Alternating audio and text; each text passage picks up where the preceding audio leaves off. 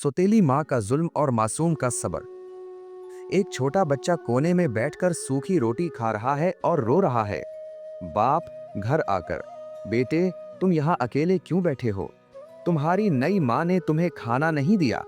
बेटा आंसू पूंछते हुए, नहीं अब्बा, माँ ने बहुत अच्छा खाना दिया था, बस मेरा जी नहीं चाह रहा था। बाप को शक होता है और वो छुप कर देखता है। बाप देखता है कि सौतेली माँ अपने सगे बेटे को अच्छा खाना खिला रही है और उस यतीम बच्चे को मार कर काम करवा रही है। बाप बेटे से अकेले में, बेटे तुम मुझसे झूठ क्यों बोलते हो? वो तुम पर उतना जुल्म करती है। बेटा तड़प कर, अब्बा अगर मैंने सच बोल दिया तो आपका घर उजड़ जाएगा। मेरी माँ तो मर चुकी है, मैं नहीं चाहता कि इस छोटे भाई की माँ भी उससे दूर हो जाए। रिश्ते खून के नहीं, एहसास के होते हैं।